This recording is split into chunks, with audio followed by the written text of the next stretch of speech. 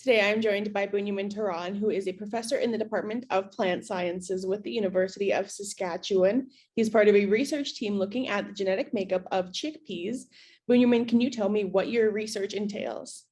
So my job here on a daily basis is I'm breeding chickpeas for Canada, for Western Canada, and more specifically for Saskatchewan and Alberta. Those are the two places where chickpeas are grown. And chickpeas for Canada is kind of a new crop. It was commercial production only started in 1996. So compared to other crops, it's quite new. It was zero before that. And then now we are around like 300, 400,000 acres in Western Canada. And then this is a healthy crop. So it's a small crop in Canada, for Canada. Okay, but globally, this is the second most important food legumes globally. And then this is the main source of protein for millions of people in South Asia, India, and the surrounding areas in Africa. So for people who cannot afford animal-based protein and other sources, so chickpeas is the kind of a supplement, substitutes for those source of protein. So this is globally very important, highly nutritious crop. Even now, it start picking up in Canada. You can see 10 years ago, if you traveling in rural Canadian, rural Saskatchewan, for example, you don't see in the cooler any kind of hummus, hummus like the product made from chickpeas. Now everywhere you see that. So we're picking up because it's a healthy product, it's a good product, a lot of good protein, a good source of micronutrients. And what will this research mean for the future of growing chickpeas in Canada? So one of the main challenge chickpea in Canada is that you remember, Gillian, in our country here in Canada, we grow chickpeas in spring and then we end up with cool and wet. In other part of the world, it's the reverse. Their season ending with warm and dry. So in a way, we are kind of the opposite. If you look at globally how the season, where the crops being grown. So that gives us some kind of specific, unique challenge for us working here. So we have to maintain the yield, which is that's where the farmers, what the farmers get paid from, like a bushel per acre.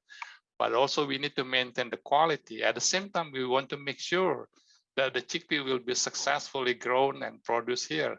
So this project, the data, the information that are generated by this research will help me to deliver that to the Saskatchewan, to the Canadian farmers in a good way. So we're making progress during my leadership here at the U of S, leading the chickpea program.